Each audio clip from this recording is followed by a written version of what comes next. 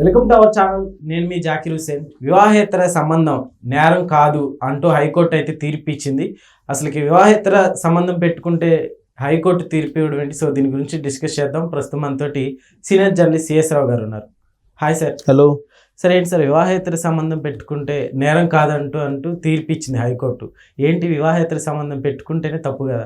So ఈ మధ్యకాలంలో కోర్టులు ఇస్తున్నటువంటి తీర్పులు వివాదాస్పదం అవుతున్నాయి, చర్చనీయాంశం అవుతున్నాయి. గతంలో ఎప్పుడు లేని విధంగా ఇప్పుడు తాజాగా ఢిల్లీ హైకోర్టు ఏమిచ్చింది?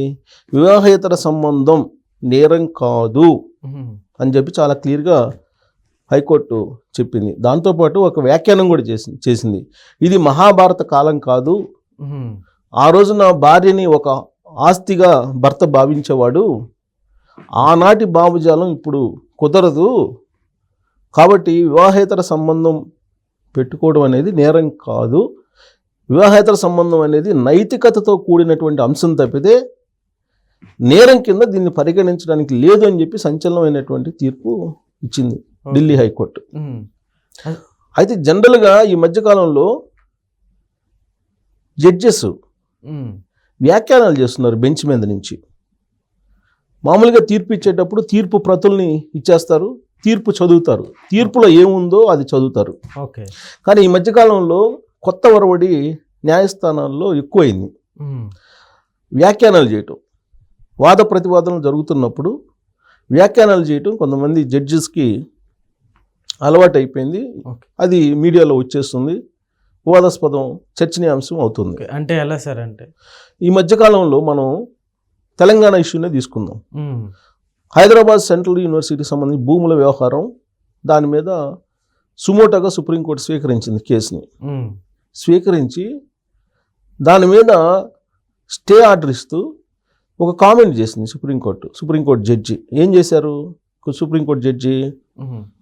ఈ భూముల్లో ఒకవేళ జింకలు లేదంటే ఇతరత్ర చనిపోయినట్టు కనుక ఉంటే, లేదా ఈ క్లియరెన్స్ కనుక ఆపకపోతే ఇమీడియట్గా 3 అవర్స్లో మాకు రిపోర్ట్ పంపించకపోతే తెలంగాణ చీఫ్ సెక్రటరీగా ఉన్నటువంటి శాంతకుమార్ గారిని జైల్లో పెడతామని చెప్పింది.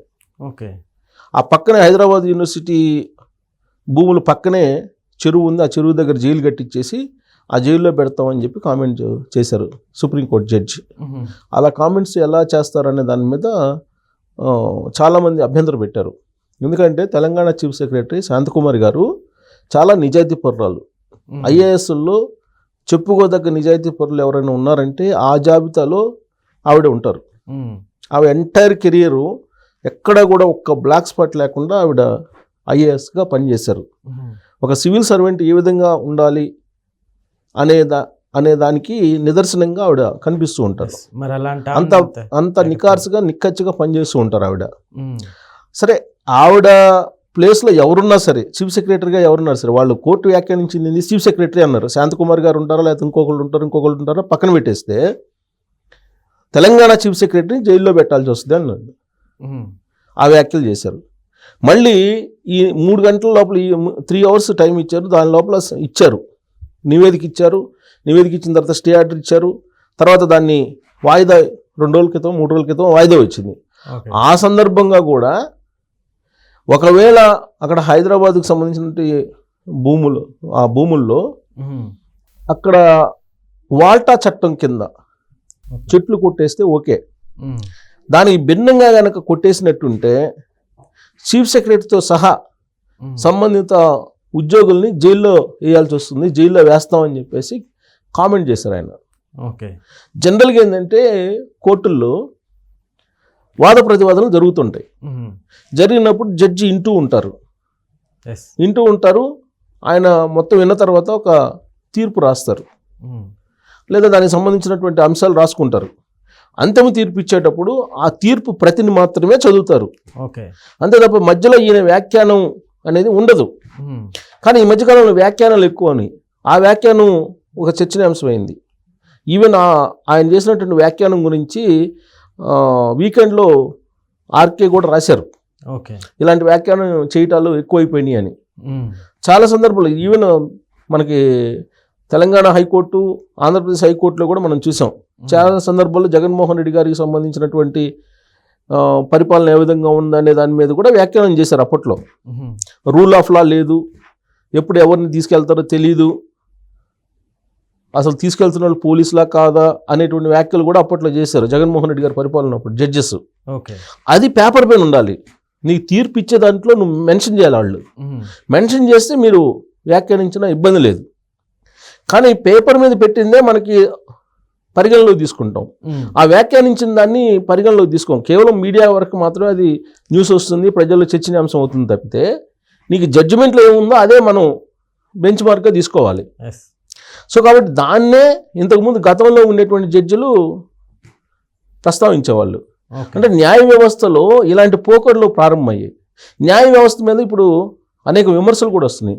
ఇప్పుడు ఉపరాష్ట్రపతి ధన్ఖడ్ కామెంట్ చేశారు కదా, డైరెక్ట్గా సుప్రీంకోర్టే కామెంట్ చేశారు. సుప్రీంకోర్టుకి ఏం అధికారాలు ఉన్నాయి రాష్ట్రపతిని నిలువరించడానికి, రాష్ట్రపతికి ఆర్డర్ చేయడానికి మీరెవరు అని చెప్పి. అంటే బిల్స్కి ఒక టైం ఇచ్చేసి ఆ టైం లోపల కనుక క్లియర్ చేయకపోతే రాష్ట్రపతి ఆటోమేటిక్గా అమలైపోయినట్టే, ఆ బిల్స్ చట్ట రూపంలోకి వచ్చేస్తాయి అని చెప్పి చెప్పింది సుప్రీంకోర్టు ఈ మధ్య తీర్పు. దాని మీద ఉపరాష్ట్రపతి హోదాలో ధన్ఖడ్ రియాక్ట్ అయ్యారు.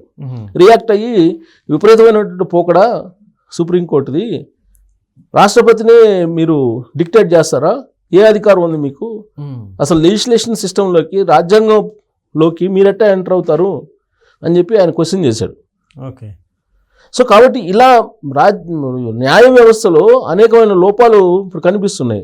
అట్ ద సేమ్ టైం ఆయన ఏమన్నాడు, ఇప్పుడు మరి ఢిల్లీ హైకోర్టుకు సంబంధించిన జడ్జి యశ్వంత్ వర్మ వాళ్ళ ఇంట్లో డబ్బులు దొరికినాయి కదా కాలిపోతూ, మరి ఆయన మీద ఎందుకు మీరు విచారణకు ఆదేశించలేదు, అంతర్గతంగా మీరు ఒక కమిటీ చేసుకొని మీరు విచారించుకుంటే సరిపోతుందా, కేసు ఫైల్ చేయాలి కదా అని అడిగారు. నిజమే కదా అది. సో కాబట్టి కామెంట్స్ ఏవైతే ఉన్నాయో ఆ కామెంట్స్ని కాకుండా జడ్జిమెంట్నే మనం పరిగణలోకి తీసుకోవాలి. ఇప్పుడు ఈ జడ్జిమెంట్ ఈయన కామెంట్ కాదు చేసింది, జడ్జిమెంట్ చేసి ఇచ్చారు. ఏది దేని గురించి ఇచ్చారు, వివాహేతర సంబంధం నేరం కాదు అని చెప్పి ఇచ్చారు.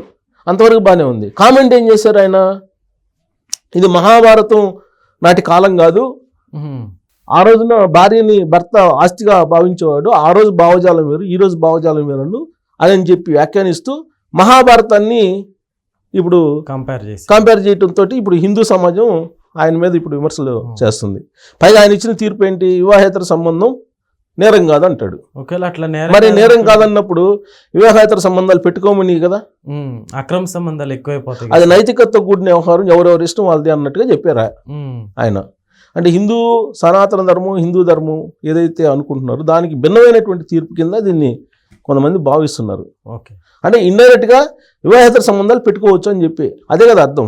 అవును, పెట్టుకుంటే అది మీ ఇష్టం, అది పెట్టుకోకపోతే పెట్టుకోబడి, బట్ అది నేరం కాదని చెప్తున్నారు. ఢిల్లీ హైకోర్టు చెప్పింది. దాని అర్థం ఇండైరెక్ట్గా తీసుకుంటే రాజు పెద్ద భార్య మంచిది అని అంటే చిన్న భార్య చెడ్డదనే కదా. అలానే వివాహేతర సంబంధం నేరం కాదని అంటే మీ ఇష్టం, నేరం కాదు అది మీ ఇష్టం అది అన్నట్టుగా ఉంది. సో అది మనం భారతదేశం లాంటి దానికి కరెక్ట్ కాదేమో అని చర్చ జరుగుతుంది. Okay sir, thank you.